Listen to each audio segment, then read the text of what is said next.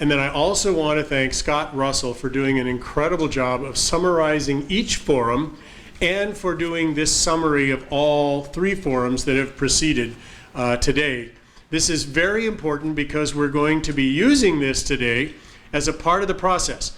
Because the process today, yes, there's going to be a going through of this very briefly.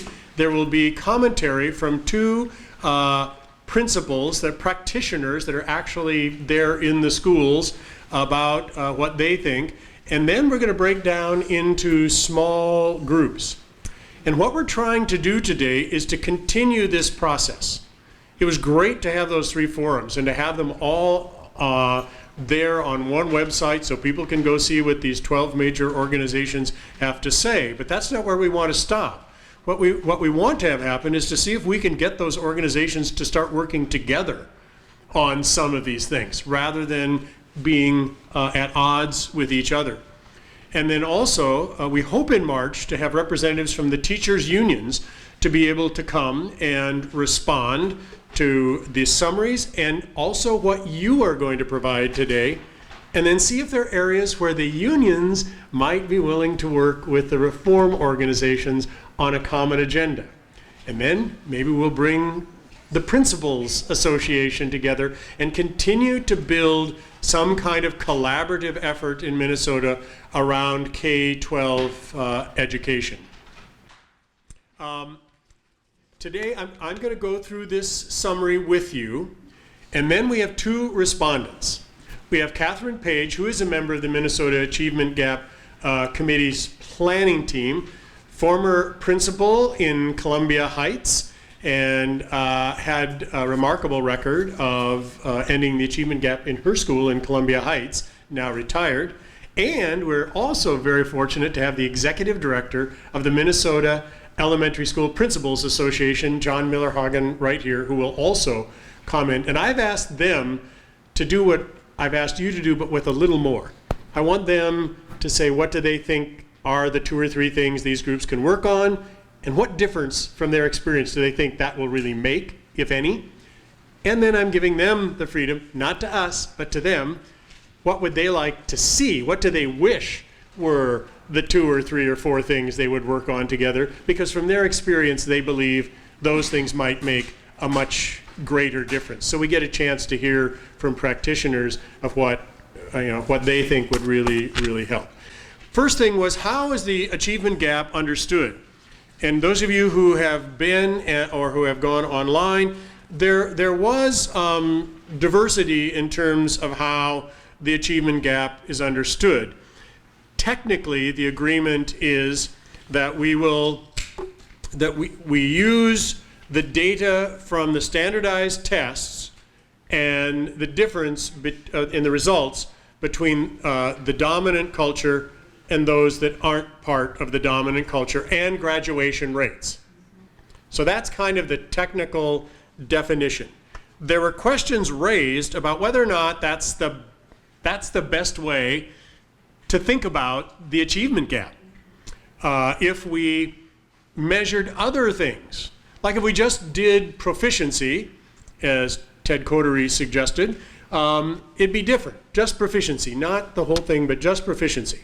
That might be one way. I really appreciated his other thing because my wife directs the Center for Advanced Research and Language Acquisition here at the U, and that was if we measured people on the basis of their ability to speak a second language. What would it be then in terms of the dominant English-only culture and the cultures, how would the gap look then? And then also there was the issue about are these things that we're measuring really the most important things, and aren't we missing some things, especially when we get into secondary school and we look at what Ted called the 4 C's: creative thinking, critical thinking, collaborative skills, and communication skills. So there was that in terms of defining the achievement gap. But then you'll see these last 2 things that really were a part of the people who were saying, you know what, maybe the achievement gap isn't the right way to understand that. We really need to talk about an opportunity gap, and we need to talk about a culture gap. In other words, we really need to talk about race and racism here in Minnesota, and the fact that we have a lot of our students who by no means have the resources to get all the supplemental educational support or the stability that white dominant kids have. And then Hector Garcia pointed out that there's this interesting thing right now when we think about the achievement gap, we think about the problem of all of these kids that aren't making it. Doggone them, they're not making it. And Hector was suggesting a reframing and saying, how is Minnesota missing this opportunity? What are we losing by not making sure all of these folks are successful? Sort of changing the frame of how we think about it. So then we looked at how to solve the problem, and things kind of divided into two groups. One that said, yes, the problem is large and it does have external factors, but what we have to do is just focus on the schools. Thank you very much. We're going to focus on school leadership, on teaching, on whether we're providing a really excellent program for all our kids, just the schools. And then there were others that also were looking very much at trying to deal with these opportunity factors in the wider society, dealing with poverty and homelessness and healthcare, and dealing with providing supplemental educational opportunities for all children. Now, everybody agreed on the importance of early childhood education, and you may remember Gary Amoroso from the Minneapolis Association of School Administrators actually reported on this recent study that's showing it's not just 3 to 5 that's important, it's 0 to 3 that's really important. So when we talk about early childhood, we need to we need to be thinking maybe even bigger. But everybody agrees something needs to be done there. But there is an organization that's working on this. It's called the Mini Minds Campaign. And as you know, they've agreed to work on 2 basic things. That's providing money for scholarships as much as possible so all children have access to high quality early childhood education. And then they're providing money for what's called a Parent Aware program and allowing all the providers to be able to improve their capacity and the quality of what they're doing. So we're not necessarily talking about that today because that's already being done. So you can kind of cross that one off if that was one of the things you thought they could all do together. Then the major thing that almost everybody said is about effective teaching, and you'll see under this all of those things that are there in terms of helping teachers to build their capacity. Wouldn't it be great if we could turn things around from blaming teachers to providing a positive culture that says, we're going to do everything we can to provide you with the resources you need to be the best possible teacher you can, and then we're going to hold you accountable for that. And I'm not going to go over all these. You can look at them and see yourself what all those things are. The other one was effective leaders. School leaders, whether you call them principals, instructional leaders, the master teacher. There are different ways in which it's done, but there were there were specific things under that the groups felt needed to be a part of that effort of really building excellent leaders who are responsible for creating a climate in the schools which makes possible for teachers to teach well and for students to learn. Then there were other things. Almost everybody agreed on high expectations. There was discussion about, do we need more educational time, a longer school year, longer school days. There's a principal here with us today who actually started Saturday school for her kids. What needs to be done with that? I know that the superintendent in St. Paul has told me you add 1 day to the school year and it's $1 million. So we need to think about that. There was a lot of discussion about testing and the feeling that yes, we need the testing, but the testing we're doing it's just not the best testing we could have. And maybe we don't need so many tests, maybe we just need better tests, and especially tests that don't come in 5 months after they've happened that don't help teachers at all to be able to individualize instruction and know what they're doing, but create opportunities for regular testing that teachers can use to improve their teaching with all the students in their classroom. Positive school culture and environment. I want to bring this up along with student motivation. Maybe some of you have seen the recent proposal that came from the Minnesota Humanities Commission. They also have an education reform agenda, which I did not know until somebody sent it to me. But they really focus a lot on relationships. They focus on relationships with the students, and the teachers' relationships with the students, in fact, all of the staff of the school's relationship with the students, and also, obviously, the camaraderie among the staff. And that may be as important as anything else we do. So positive school environment is incredibly important. There was discussion about high school being different from really elementary school, and then of course we have middle school now that's a little different, and what do we need to do about that to make sure that students stay on track and graduate on time, and we solve that.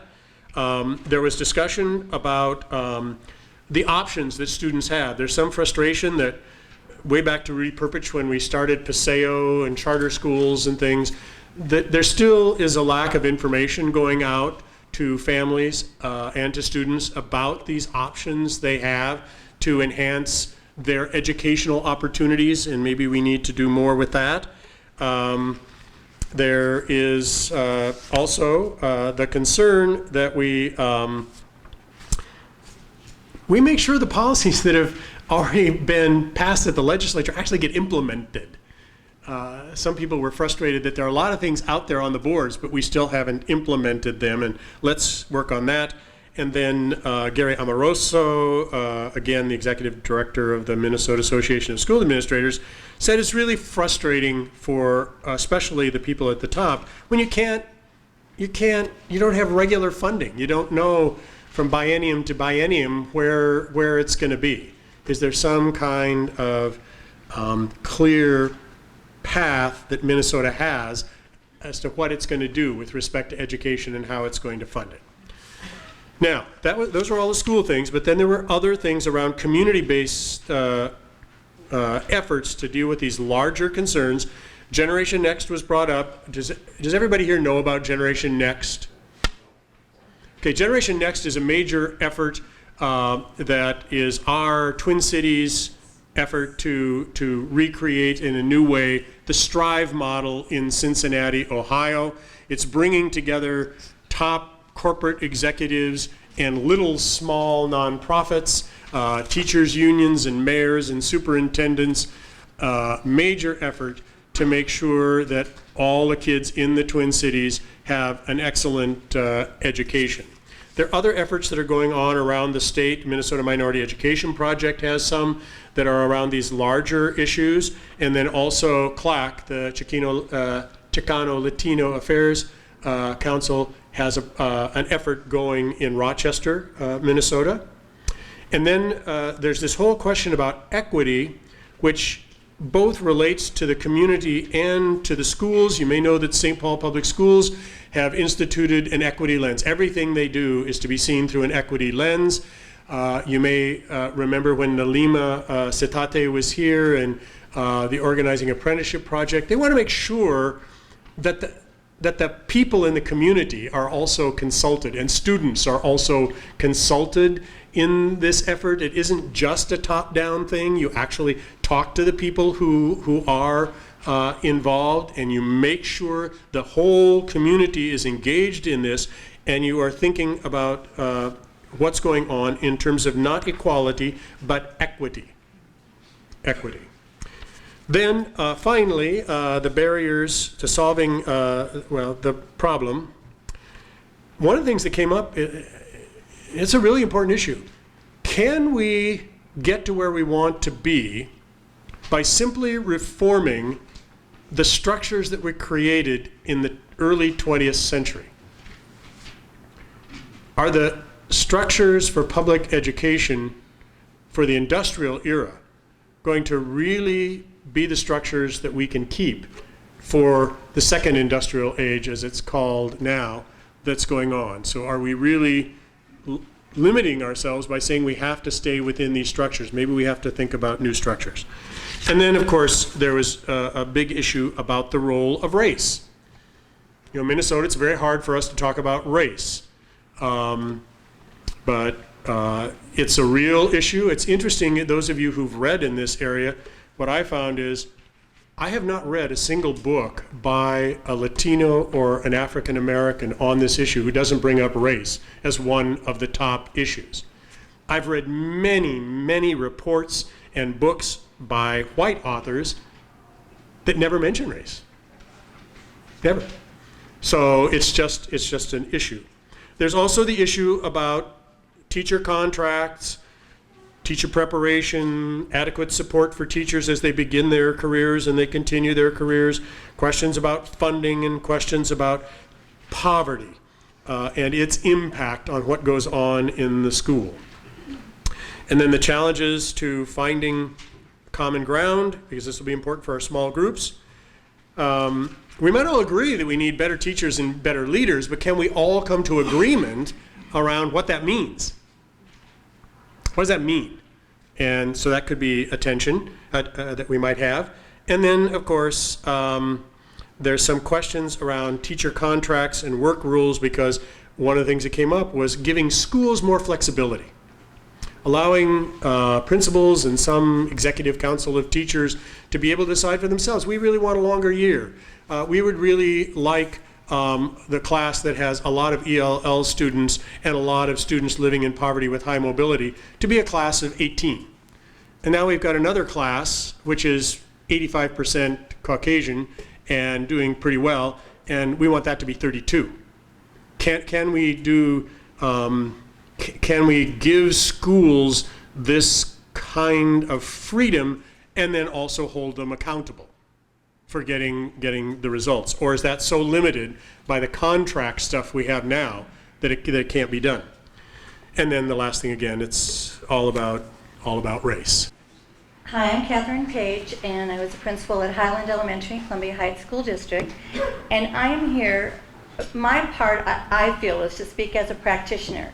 I'm a 40-year educator. I spent 30 of those years in the classroom, always in urban education, and then 10 years as a principal. And just briefly, when I got to my school, we were in what we call AYP. We were not making adequate yearly progress. And with that came some money. And with that, we were able to turn things around and actually get to the top of the game. Totally closed our achievement gap in our school.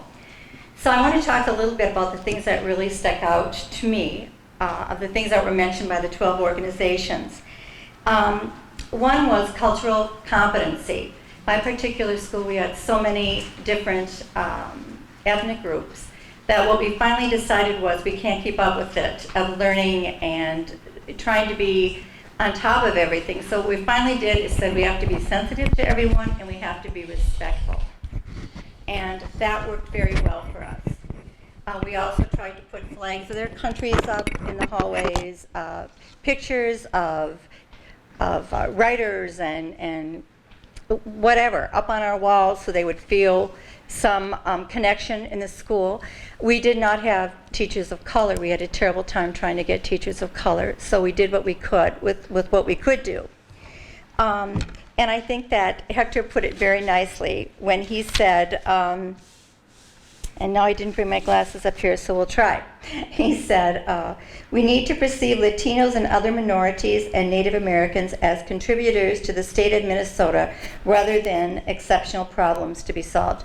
And that is pretty much the attitude we took. Be respectful, everyone has to learn. Be sensitive, but everyone has to learn.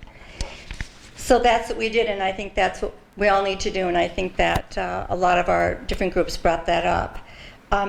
Effective professional development. That is what we did with the money we received from the state. We did professional development, we had learning communities, at grade levels, between grade levels, and it made all the difference in the world because you knew what every other grade level was doing, and you could then make sure that you weren't redoing things that had been done, and keep the kids moving. And that was really important. And again, it takes money and it takes time to do that, but it's very important. The other thing is use of data. When I got there, our teachers did not know how to use the data that we were receiving. Some of it just gives you a score, which doesn't help with anything. But a lot of the tests we're given now will tell you specifically what a child can or cannot do. Like, they do not know the short A sound, okay? But when you think of the number of students everybody has to do all this diving and delving into all all their testing, it takes a great deal of time for the teacher to do it. But that does in fact have to be done. And then once you have that information, you can bring the children up. And again, that takes time, that takes money. The other thing we did was try to find curriculum that we could use regular books for, not basals, as you see a lot, because we could get a lot of books that the children could see themselves in the stories. We got a lot of nonfiction, which seems like the boys at a very early age seem to like the most. Again, that's all money to purchase all those books and to level them all. But the kids loved it. They got to pick their books to practice with, and they could pick the subjects that they like. So again, we can do it, but it takes money and it takes time. We wanted to involve families. Many of our groups brought that up. And there are barriers there. And we tried so hard to get families in. We wanted them in the school. We wanted them to help with decision making. And there are a lot of barriers there. And I think the minority communities have to help us with that, because we really wanted the parents there. And it's just hard to get them parents there and get them involved. And this is one no one wants to hear, but there has to be change in educational funding. It's a 3-year project, and a lot of people mention funding here. And it's not even that it's a 3-year schedule that we're on, but also we get little pockets of money. We get a little money for this title, a little money for that title, a little money for our ESL kids. And there isn't enough to do anything with any one pot, and yet every time you get one of those pots, you have to write up a plan of what exactly you're going to do with it. So as we've heard and as other people have suggested, we need to pool that money and let the school put the money where they need it and not have to use it for something where you really wish that you didn't have to put it there. And student motivation. The relationships between the student and teacher is very, very important. And we really work on that. Have the teachers out in the hall, have them there to greet the kids every day, everyone say a nice word, to the child. And that takes a lot of time and energy too, as you know, those of you who are parents. It gets exhausting, but it needs to be done. And teachers want those relationships with their kids. But it's hard to motivate children, especially in the area where I was, in the urban areas where you don't know if they've been eating, you don't know if they've slept, you don't know if they're sick, you don't know what happened in the house before they got to school. When someone's under a lot of stress, an adult or a child, it's pretty hard to teach them, because that is not the main thing on their mind. So we have to keep giving resources to these children and to these families so that when they get to school, they can learn. And as Grant has said, and as of all you I'm sure agree, that it was a wonderful thing to get those scholarships for early childhood education. And I think we just need to keep resources available to those families. So I'm kind of off the deep end on the feet to the ground kind of thing, because that is my background. And now I'll hand the mic over to John. Thank you very much, Kathy. My name is John Miller-Hagen. I'm the Executive Director of MESPA, we call our Elementary Principals Group. In short, I taught for 16 years in Laverne, Minnesota, down southwest, and then in Forest Lake, Minnesota. And then I was an elementary principal in Austin, Minnesota, and then in Bloomington for the last 16 years. July 1st, I took this position over, so I have an opportunity now to work with you people across the state. But as a principal, the responsibilities that we have at the site are very large and varying, and I'd like to say a couple things about a few things. The part about accountability has been really interesting to me throughout my career. Since I started teaching, we've been talking about accountability. Since 2001, we've been talking about accountability.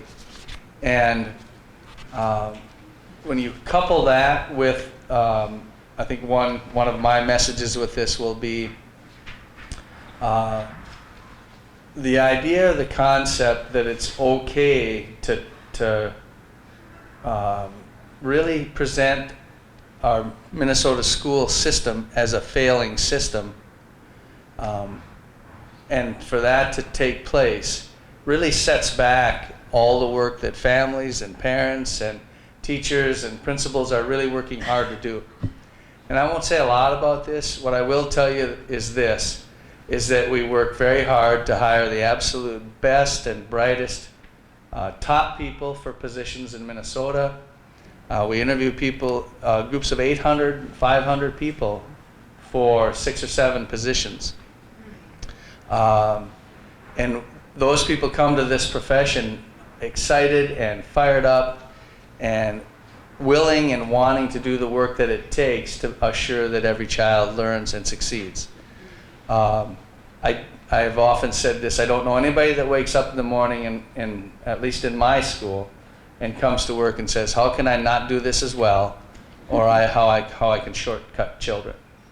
So what I will say about the Minnesota public school system is this, is that on one hand, I think it's the absolute greatest system that there is. I think we accomplish a huge amount of successful stories and miracles for children every day. On the other hand, I'll say that we still have quite a bit of good work to do. One of the parts that we have to do is that although Minnesota Public Schools is a great model, and really, let me build on that just a second. The reason it's a great model is because we get a huge return for X in funding. And the public is pretty well comfortable with that. Our legislators make decisions about school funding. We have a very healthy legislative system that passes laws, and we follow that system as well as we can. And in schools, it's our job to lay that out and to make sure we serve kids as well as possible. Much of what we heard here from the 12 people, from those of us that are on the ground trying to make it happen, it really, I'll make the comment too about funding, it really comes with additional funding. We have high expectations in the state, but we don't want to pay for all of it, and then we mandate changes in schools without really giving the people on the ground the opportunity or resources to make things happen. But the second thing I would tell you is this.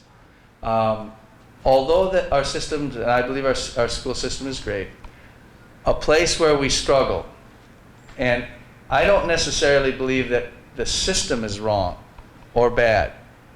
I think we still have lots to learn about how we serve children that don't come to us like many of our privileged white children. The traditional school system has a group of parents that understand it, they know it, they know the language, they know how to operate in the system, and they know how to make it successful for their children. We have other families that are disenfranchised and disconnected that have much more trouble advocating for their children because they don't understand how the system works. And as schools and as a Minnesota educational community, to the degree that we're able to create an opportunity to address things like institutional racism and an opportunity for making sure every child is successful by helping their parents be successful in schools, that will help a group of parents that haven't been able to be successful, or children in our schools. It'll help them be successful, and them being successful is the school's responsibility, the principal's responsibility, the teacher's responsibility, and the community's responsibility.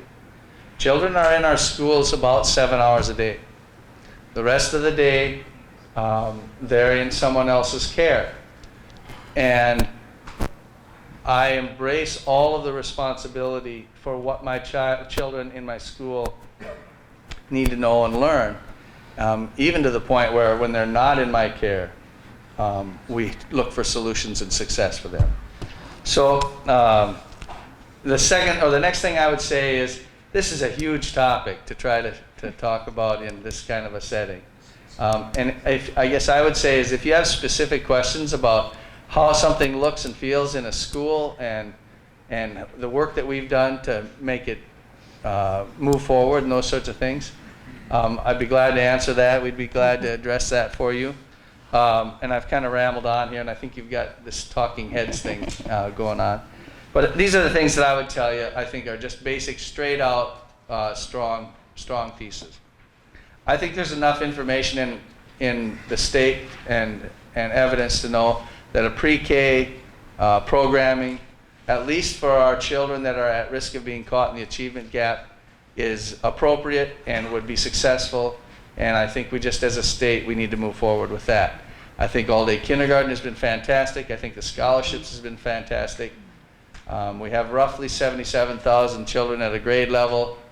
We have about 30,000, 35,000 children in a grade level for this argument, 4-year-olds that would be able to benefit from early preparation so that they're ready to go to kindergarten. And that's going to cost some funding from our legislature.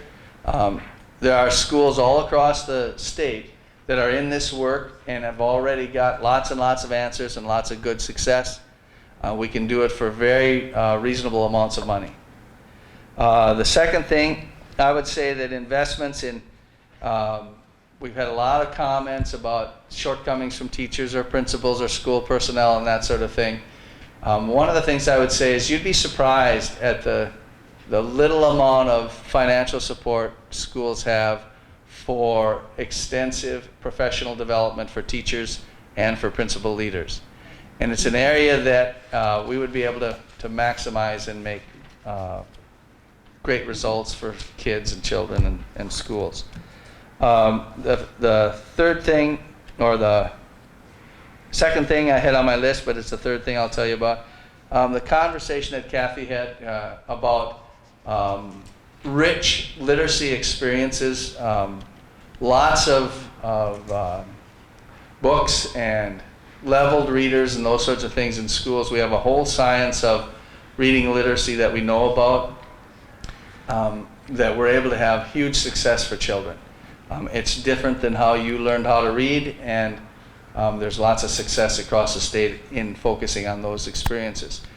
The funding mechanisms for those, it costs a lot to do. I received a Reading First grant, and within 3 years I put $80,000 worth of leveled readers in my media center and in my classroom libraries in my school. And that was money I didn't have before. So that kind of a focus gets a huge return. And there's other parts of that within the structure of the school, scheduling and time on task, and all of those pieces we're focusing on.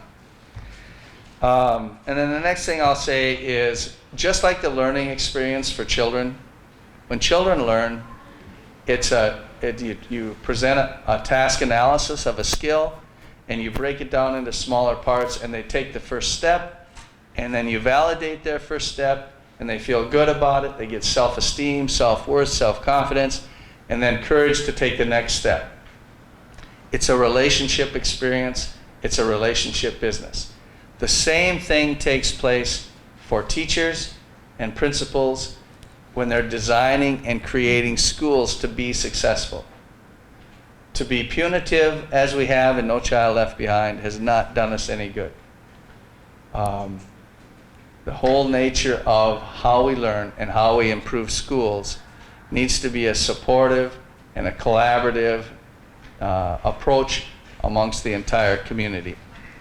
And then the last thing I would say, if you haven't visited a school lately, you really need to go and listen and talk and be with people and see the kind of commitment they have and see the kind of miracles that are happening for children.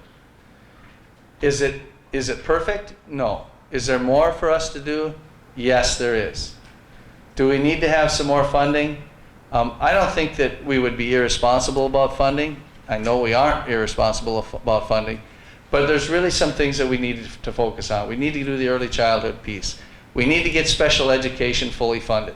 School districts really, really struggle with the cost of special education. So I guess that's all at this point, and if you have any questions, we'll be glad to answer. Yeah, Group 4 had a very lively and spirited discussion. I'm not sure we directly answered the questions in the way you wanted to, but we believe deeply in everything we said. We were really focused on equity and acknowledging that race matters as being a theme that has to happen for the organizations to work forward. We talked about things to do as individual learning plans. I don't think we came up with, we don't believe that high expectations for all students exists everywhere. So we need to work on that. I don't think we had a specific solution, although we talked about treating all students as gifted. We agree that leadership is critical, and using data, giving parents strategies, redefining parent involvement. So that can mean getting your kid to school every day and doing the homework at home. It doesn't have to mean the version of showing up in the school on Monday afternoon. Redefining involvement. We talked also still needing consensus to identify the problem. It's not necessarily money, though that can help.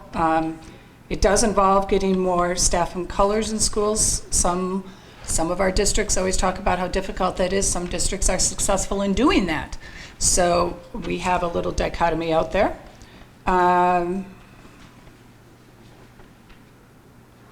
Doing equity training and exploring yourself, being strength focused on students. Group 4, did I say most things? What did I miss, Tom?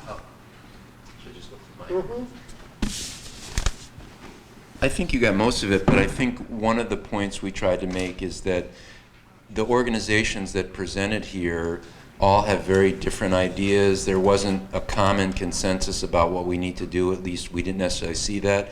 So part of the issue is getting these organizations to agree on some things that they believe they can work together on, because everybody has different solutions, and if the groups themselves don't say, okay, we all can agree on 1, 2, 3, that's what we're going to work on. These other things we maybe feel we have a different approach. So unless you get a consensus among the groups themselves about what they think they can solve together, we don't think they're going to be able to accomplish a lot. Okay, thank you, Group 4. Thank you very much. Thank you, Julie. Tom Goldstein just spoke. We used to be a member of the St. Paul School Board, and Julie has had a lot of, I don't know if you're still overseeing the Principal Academy, but I know you had a lot of work in terms of setting that up. Not Principals Academy, but college readiness. And I'm on the St. Louis Park School Board, which I have to mention because there are 4 people from St. Louis Park here today. All right, good for you. Okay, next group that's ready. Thank you, Julie. Next group that's ready to report? Okay, this would be Group 7 reporting. And when you're done, just give me your notes. So Group 7 started out by every member sharing one idea. And the ideas that came forth were, first one, smaller class size for free and reduced lunch students or students who are struggling. Second one was early childhood and the importance and promise of that. The third one was collaborate and agree on 3 priorities for statewide for the 12 groups that come together. The fourth idea was that all the ideas that have been put in this summary are at different levels. Some are technical solutions, some are at the policy level, and some are at the belief system, cultural level of, what is race and how does it play a role. And then the fifth idea was, if we could get away from, this is my agenda, this is my way, we have to do it this way. And instead of each group having its own agenda, if we could come together and agree to do the things, more of the things that are working, that would be a way forward. And then we had kind of a discussion of these ideas and other things, as we were hearing our other people talk. So parents or kids not being part of the decision-making process was something that we thought was a problem. And how do we make accommodations to include everyone and make them comfortable in participating? How do we make this issue of equity a problem of everyone, not just for people of color? How do we get white people to engage, to talk about white privilege? Minority population not having any political power, is that a problem? Especially in Minnesota. We were wondering if there is any precinct in Minnesota that has a majority of non-white voters. Look at each kid at prenatal stages and their first year. Their first year and experiences are crucial. Then look at the systems level, systemically, what is that one part or two parts, which if you work on, then it has a ripple effect through the whole system. Can we work with that? Another one was autonomy and flexibility. That was kind of mentioned in the summary. So giving more autonomy and flexibility to the teachers so that they're not feeling so demoralized and they feel like they have the power to make the changes that they think they need to make to meet the needs of their students. And putting resources where they're needed. That was the last bullet in the summary. We put more resources where there's more need. And so poor neighborhoods and teachers who are serving in these schools with higher need, maybe they get a higher salary or some sort of a reward system. Did I capture everything? Thank you very much.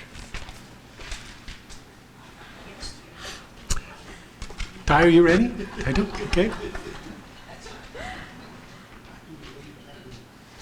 I think I should take this opportunity. If I wait until the last one, I think everybody gonna voice what we about to share with you. My name is T. Young Nguyen. I am data coach at its elementary and middle school in St. Paul Hazel Park Preparatory Academy. I'm going to quickly summarize from our group discussion that we acknowledge that these 12 organizations already have common interests, the common agenda. We acknowledge that. But we suggest that to the organizations to identify top projects, initiatives, approaches, whatever the agenda that they have, prioritize it. Otherwise, the to-do list is going to be lengthy. And communication is huge. And we hear it everywhere.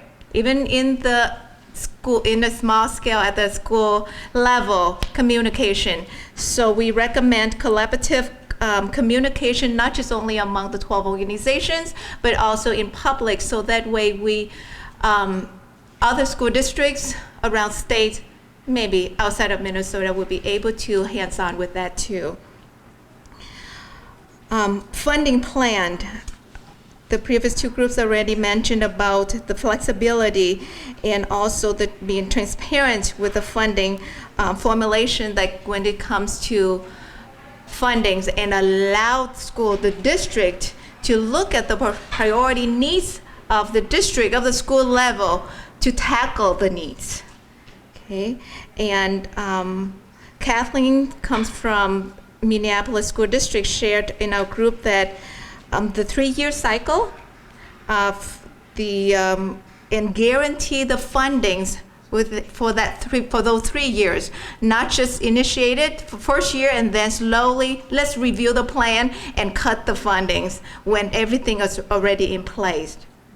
Okay, and last, I would like to bring in my personal local level of my suggestion, that the cultural piece.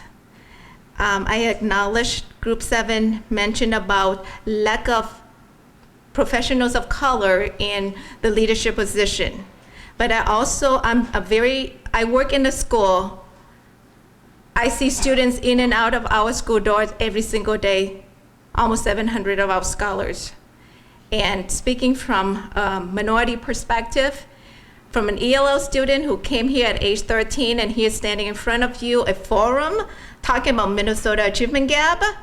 I do understand that Minnesota had a history of higher education international, not just only here in the nation, but that is when former Governor Perbish wrote that, launched that. But since the fall of 1975, we have a big wave of Southeast Asian, and now we have another big wave from Middle East. Our scholars come to our doors are no longer Europeans, the teaching styles and strategies that we are familiar with. So I courageously speak up from my personal local level that when you talk about cultural competency, please be authentic and practical. Not just only the flags that represent Vietnam, which is red flag with the yellow star, which I do not honor. Because my parents fought before 75 for the yellow with 3 stripes. How many of us understand and know that history piece? On the calendar, when we have Cinco de Mayo because of Latino decree, I understand that. But how many really understand the misconception about Chinese New Year? I am Vietnamese, I don't celebrate Chinese New Year, I celebrate Lunar New Year. But how many of us really understand about that culture piece in terms of competency? So that's what I mean, and please reach down to our scholars of who they are. Please do not bring in pity remedy and tokenism. Thank you. Thank you. Can I have your notes? Thank you very much. Okay, next. This is group 6. All right.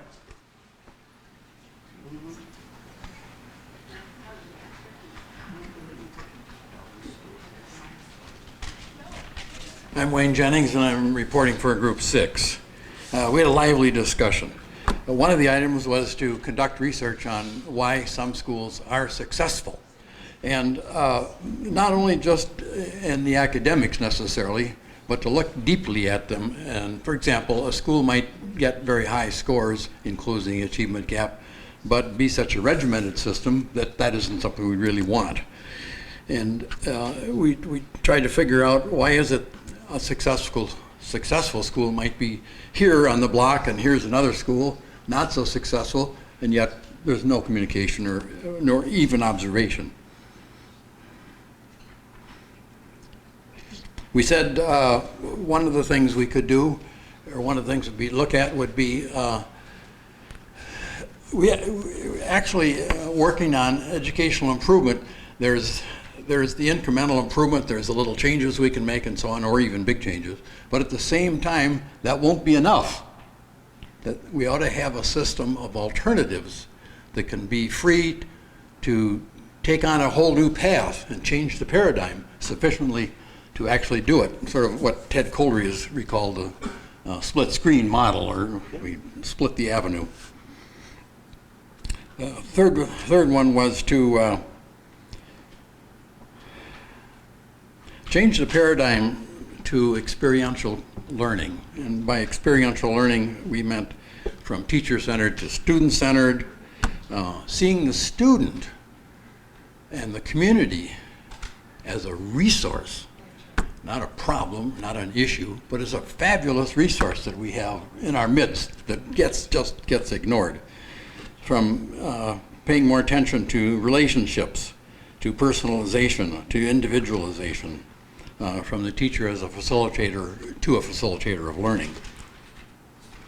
Then we had a little discussion about the barrier, and we didn't get a chance to finish that, but essentially part of it was that schools need the opportunity to build more flexibility in making decisions, and they're too controlled by school boards and by superintendents and by departments of education and by rules and regulations. And even when they want to make changes, they find a hard time doing it. So they need the flexibility there.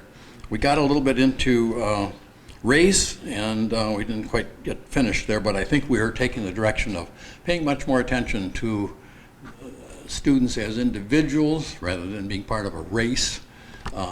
And that meant more individualization, paying more attention to non-academic factors, that academics aren't everything in life. There's lots of other possibilities. Thanks. Thanks. Oopsie, excuse me. Sorry, sir. No. Thank you. You've had a little experience in education yourself, if I remember correctly, Wayne, so thank you very much for that. What group is coming next? Group 5. Thank you.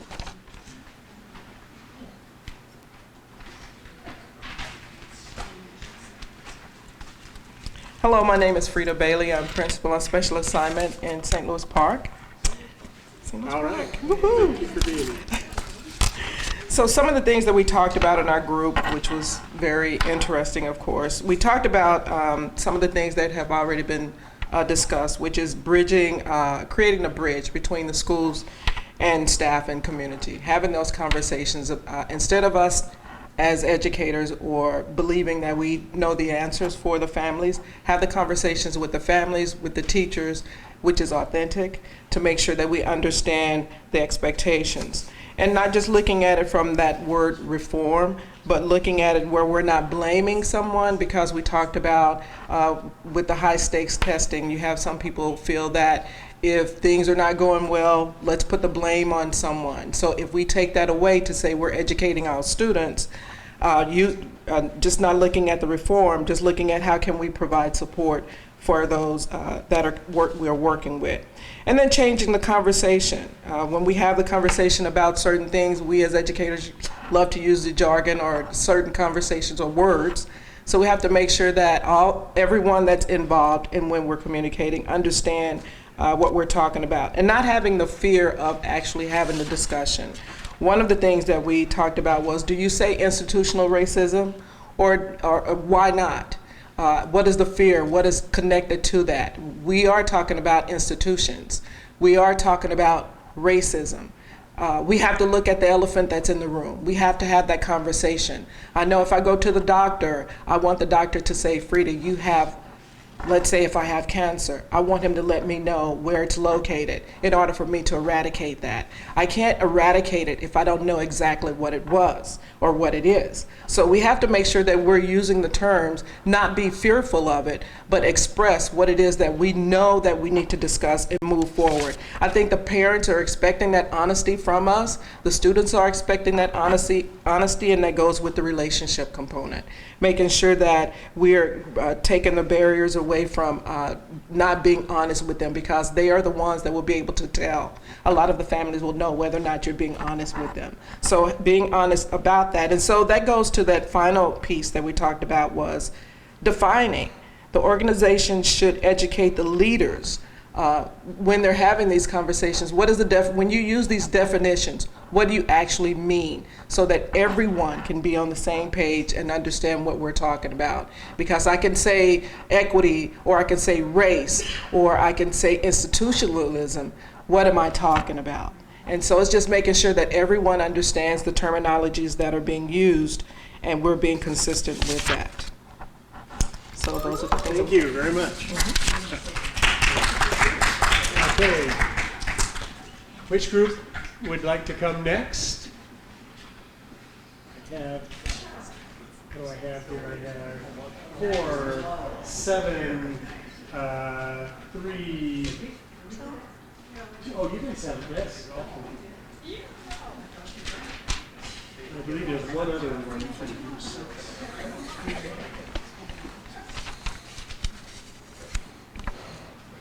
Hi, I'm Catherine Page, Group 2. Yep. And a lot of things that were already talked about, we talked about also, so I'll be brief. We talked about the fact that schools are losing things. For example, counselors were mentioned, which we all need desperately. I would also say our media generalists, a lot of people are closing down their libraries or media centers altogether because they need the space, and we're doing a lot of things with ebooks and everything now, but that media generalist, like our counselors and social workers, are still very important as resources in our schools. We also talked about everyone wanting to have individual plans for their students, but with that comes the need for curriculum, and to purchase curriculum or books or whatever is needed for that alternative curriculum that will be helpful to that child. And now we're talking about money again. We also talked about staff development, which a number of you have mentioned already.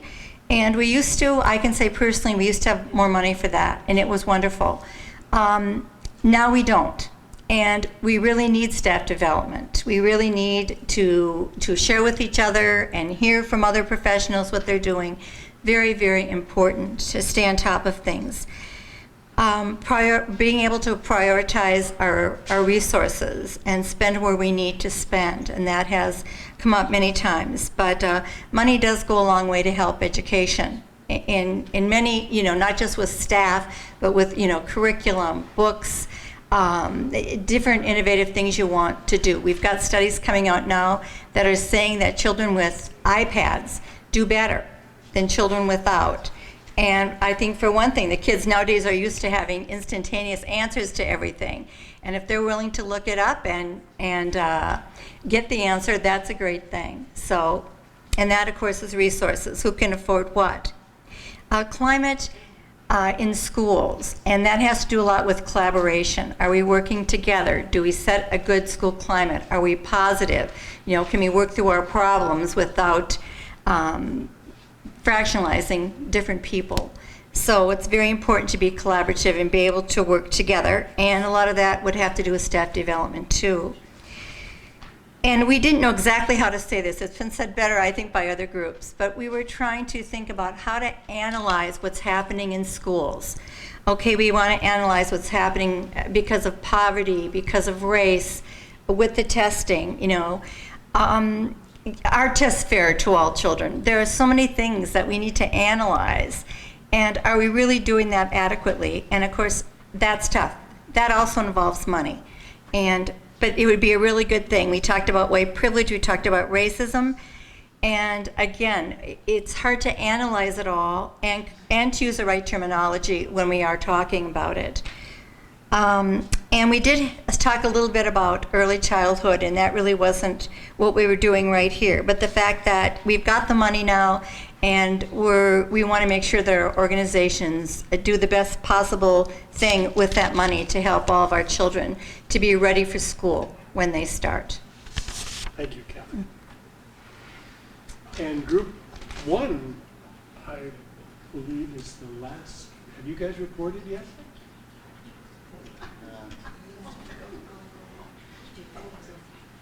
I mean,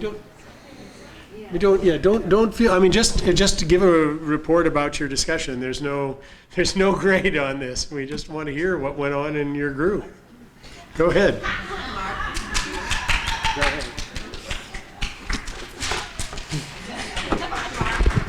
Good afternoon, everyone. Group one reporting back. We didn't really come up with any solutions. We were more having a dynamic dialogue around some of the challenges that we see. One that was mentioned was that it seems as if there wasn't a connectivity between other aspects of what makes a full human being. And I think the folks from Cura brought up child welfare and how it's disconnected from this, and how they didn't see it posited in any of the talk or any of the different forums in the past that were summarized there. We also mostly spoke directly about what I would call, and what is oftentimes called Minnesota Nice, and its inability to talk about institutional racism, how that plays a major role in how there are what, again, kind of with nomenclature, whether we're calling it the achievement gap or what I would often term is the opportunity gap. What Dr. Ladson Billings calls is the education debt, right? So depending upon what you're calling it and how you're defining it really does play into the solutions that come forth. If you call it the achievement gap, it's deficit-based. So it really then relies on assuming that children of color have a problem and that they cannot learn, or that there's an inability to be educated, or that they need some type of special education or alternative education. And I think if we don't begin to think about this from a different perspective, we don't shift the paradigm, as been said so far. If we don't shift the way that we think about it and the way that we talk about it, then we'll always be thinking about it from a have and have not perspective. And with a majority of a European culture that is dealing with and talking about these things, and not having communities of color and people from cultural communities to be able to interface on an equity basis in in these conversations, then it ultimately tips the scale in the wrong direction to really close what is happening for children of color. And I know it's been said that, you know, that white students are achieving well, and Minnesota has high academic success for white children. But the point that we were trying to make in our conversation was that if we don't talk about systematic racism, if we don't talk about structural racism, if we don't talk about institutional racism, then we're always going to continue to have these same problems, and we can dissect it and bifurcate it and chop it up into small, what we want to think of as bite-sized pieces. But if we don't think about what is at the root of this thing, then we'll only just be dealing with these small issues time and time again. We won't really deal with what is going to change the narrative, change the perspective, but also change the results for students. And so, again, we had kind of a lively, dynamic conversation around that. Again, we didn't come up with any solutions, but the rest of the groups did come up with some really interesting things that we probably would have gotten to and would have agreed with. So I guess that's it. Thank you. Thank you.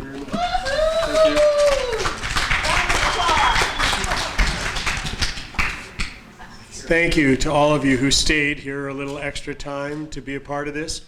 We will make sure that you will be informed about progress on this on our website, so you'll know what is going on and, you know, how many groups have decided to continue this process and have these discussions. We hope to keep building and building. We hope in March again that we will have people representatives from the unions to be able to come and respond to all of this, and to see if there are places where they would be willing to work with some of these reform groups on a common agenda. And then again, we may then invite principals, we may invite other organizations, see if we can build, like Mini Minds has done something here. We'll see what can come of this. We ourselves are not an advocacy organization, we're a forum. So we maybe have the possibility to bring people together to do something meaningful. And we hope so. And you've really helped to make this possible. By all of you who've come to these meetings, there's been great attendance despite miserably cold weather and tough parking problems, and we really and it's over the lunch hour. So thank you all very, very much, and hope to see you again in the future. We'll let you know about other forums. Thanks.